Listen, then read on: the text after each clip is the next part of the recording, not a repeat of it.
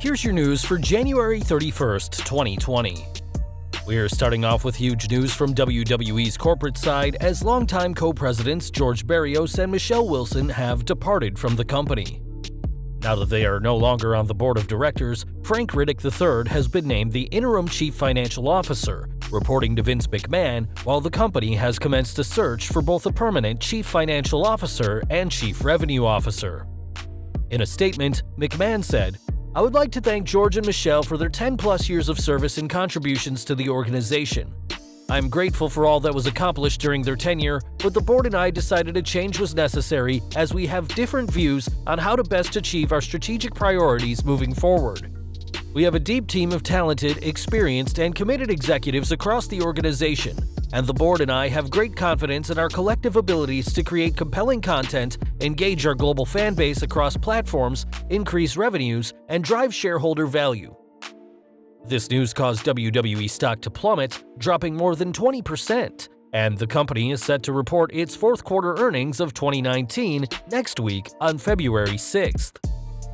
One person who saw the big change-up was CM Punk, who took to Twitter to jokingly ask how does he interview for the vacant roles. Of course, the idea that Punk would be given such a corporate role is ridiculous, but we can't help but wonder what the interview process is for a job like that. We're moving ahead to next month now, as the WWE has reportedly locked another huge name for their Super Showdown event on February 27th in Saudi Arabia. PW Insider is reporting that Hulk Hogan will be at the event, and this will be the Hulkster's third trip to Saudi Arabia with WWE. The report reads, WWE Hall of Famer Hulk Hogan is slated to be a part of the Thursday 2/27 WWE Super Showdown in Saudi Arabia, PW Insider has confirmed. Hogan first appeared at Crown Jewel in 2018 to host the show and managed Team Hogan to victory over Team Flair at Crown Jewel 2019. Time will tell what the Hulkster has planned this time, but expect Hulkamania to be running wild on Riyadh next month. From one Hall of Famer to another now, as more details have emerged on the new contract of Edge. In the latest Wrestling Observer newsletter, Dave Meltzer said that the reported figure of $3 million a year is accurate, but the report by TalkSport about the number of matches he will have is off. Meltzer noted that thanks to AEW, Edge was able to leverage himself into getting one of the highest deals in WWE history, which allows over 5 matches a year and 25 TV appearances per year. To put it to scale, Edge is being paid more than most superstars, but not as much as Brock Lesnar, and Goldberg was paid $2 million just for his match against The Undertaker last year. Both Edge and Daniel Bryan being cleared has made fans wonder who's next, as Hulk Hogan has spoke about having one final match with Vince McMahon at WrestleMania. The Hulkster's been working hard to get in shape ahead of his Super Showdown appearance, and according to Meltzer, Sting's name has also been thrown around for an appearance in Riyadh. One man who will be missing the Saudi show, though, is AJ Styles, who suffered a nasty injury during the Men's Royal Rumble match. Being eliminated by the returning Edge, some fans speculated that it was the Rated R superstar, who had been away from the ring for nearly a decade, who was responsible for the injury, though Styles refutes the claims. On his Mixer channel, the former WWE champion spoke openly about the injury. It was his own excitement to see Edge back that caused the injury. He said, "Just so everything is clear, Edge did nothing. Absolutely 100% nothing wrong. His move, his spear, everything was perfect the way he did it. If there is any blame put on anybody about what I'm dealing with my shoulder, it's me. 100% me. I was over-brothered, as they say. I just went crazy with my bump there. The only problem with flipping over the way that I did was the first thing to hit was my left shoulder, and I thought I had dislocated my shoulder. They wanted me to get out of there right away, and I told them I can't roll under the bottom rope. That's not how the Rumble works. I said, I'm staying in, somebody is going to have to throw me over."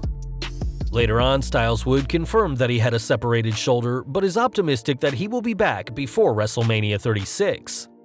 With WWE's biggest show of the year just 9 weeks away, we'll keep up to date on how Styles' recovery is going and whether he makes it to WrestleMania after all. We've got some news for tonight's edition of SmackDown, as this week's edition of the Blue Brand will take place at the BOK Center in Tulsa just 2 days before the Super Bowl airs on Fox. Fittingly called Super SmackDown, the show will feature Intercontinental Champion Shinsuke Nakamura defending his title against Braun Strowman after the Monster issued a challenge following a non-title victory earlier this month. After the non-title win, Strowman challenged Nakamura then, but Sami Zayn claimed the King of Strong Style was too busy with the Rumble. In a rematch from last week, the Usos and Roman Reigns will take on King Corbin, Robert Roode, and Dolph Ziggler. And this also follows up from the Royal Rumble pay-per-view where the Big Dog toppled the King, and also made it to the final two men in the Men's Rumble match. In a Fatal 4-Way Tag match, The Miz and John Morrison will face The Revival, The Lucha House Party, and Heavy Machinery, with the winning team getting a shot at the New Day's SmackDown Tag titles on Super Showdown on February 27th. It should be noted that The Miz and Morrison have been a thorn in the New Day's side for the past few weeks, so it's likely that these four will be facing off in Riyadh. And we're stepping outside of WWE now, as Dave Meltzer has reported that Luke Harper will sign with AEW, and his debut date may already be set. Harper, who left the WWE in 2019 after a unique year, may be back on screens in weeks, according to Meltzer, who wrote, Jonathan Huber, Luke Harper, 40, is expected to sign here and debut on 3/18 in Rochester, New York, which is his hometown.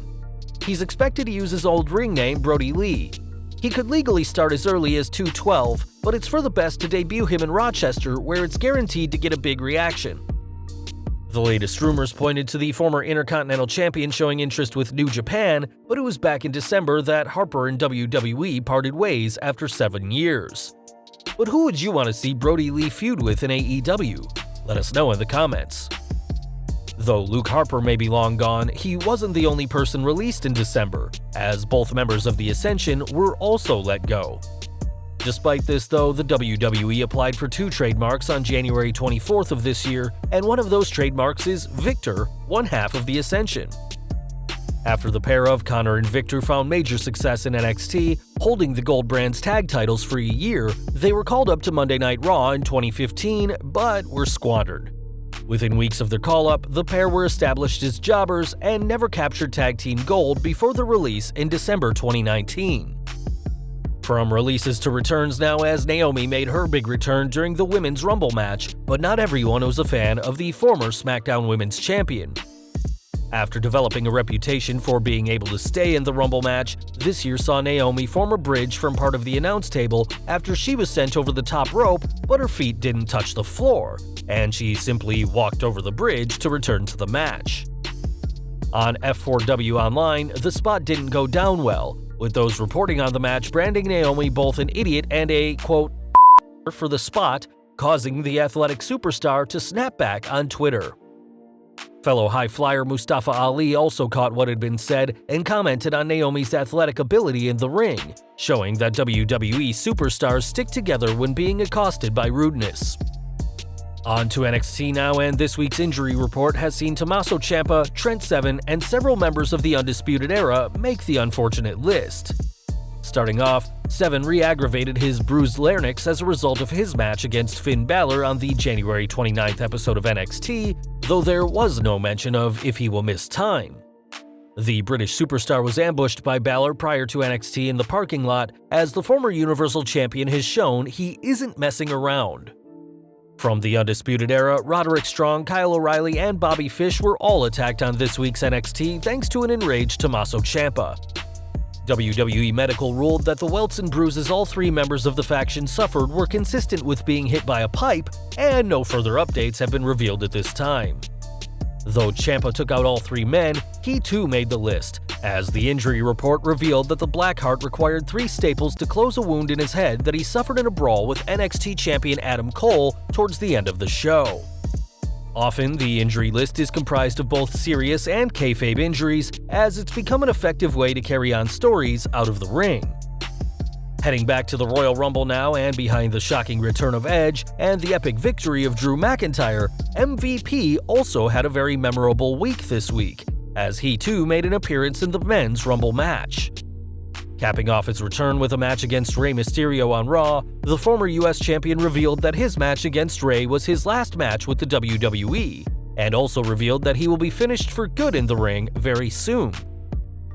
In a follow-up statement, MVP clarified that he hadn't signed a deal with WWE to return at the Rumble or face Rey, and that he had come back just so that his son could see him wrestle in person and watch him face his favorite wrestler in Rey Mysterio. A former United States and Tag Champion, MVP has competed around the world since his WWE debut in 2006, and the self-professed franchise player has clearly earned his retirement. As we've previously reported, the original plans for the Royal Rumble were for Roman Reigns and Shayna Baszler to win the respective Rumbles, but obviously that didn't happen. According to Dave Meltzer in the Wrestling Observer newsletter, Vince McMahon changed his mind about a week ahead of the pay-per-view, and the boss's desire to make the WrestleMania main event as strong as possible led to McIntyre's victory. In an interview on WWE's The Bump, McIntyre spoke about his win and the emotional impact it had on him, saying, "I honestly didn't believe I was winning until it happened, and my legs just ceased to work after Roman hit the floor and I heard the reactions. I think I managed a couple of turns and my leg just gave out on me." McIntyre will have to avoid a similar situation during the WWE Championship match at WrestleMania, as if he slows down for a second, Brock Lesnar will be more than happy to take advantage of him. Interestingly, McIntyre was always slated to eliminate Lesnar in the way that he did, but the belief was that eliminating Lesnar would mean that he didn't have to win the Rumble, as a feud with the two would still happen had Roman won the match and challenged The Fiend for WrestleMania. Changing the plans was definitely the right call, as fans turned on Roman heavily following his 2015 Rumble victory, and now both the Universal title and WWE Championship matches can still take place. The top women's matches at WrestleMania will be Shayna Baszler challenging Becky Lynch for the Raw Women's Championship and Charlotte Flair challenging Rhea Ripley for the NXT Championship. There's no word yet on what's planned for the SmackDown Women's Championship. Back to AEW now, and we all know that a pro wrestler's finisher is important to them, whether it be Bret Hart's sharpshooter, Stone Cold's stunner, or John Cena's attitude adjustment. Sometimes, though, a finisher will need to be changed for an opponent. And one person who knows all about that is Jon Moxley, who spoke to Fightful Select about changing his finisher from a headlock driver into a DDT. The report reads, "I asked him why he changed his finisher from the headlock driver to a DDT. His answer? Randy Orton was too tall and he didn't like doing the former to him." Nowadays, the paradigm shift is the way he ends most of his matches, and it's interesting to know the little things that can help change a career. We've got some news from the world of commentary now, as Mauro Ranallo is in a good place at the moment. On the Sakaris and Price radio show for TSN 1040 in Vancouver, the commentator was asked about leaving social media following Survivor Series in November after Corey Graves mocked Ranallo, causing the latter's bipolar disorder to flare up. Ranallo said, "It was a blessing in disguise. I have nothing really to say about Corey Graves or anyone else in my professional existence, in the sense that everyone is entitled to their own opinion. Everyone's able to critique everyone the way they would. I would never do something like that to a coworker, but that has been addressed, and if anything, I even publicly thank Corey Graves because he was the straw that broke the proverbial back in terms of my social media activity. And I will say here and now, I have deactivated all of my social media since November, and I would implore everyone, especially those with mental health issues. Social media is so dangerous to those of us with mental health conditions, and I know in the media and our everyday lives now, people are being hired and fired by their social media followings or the amount of information they post or how popular they are." Ranallo continued, "I think it's a disease.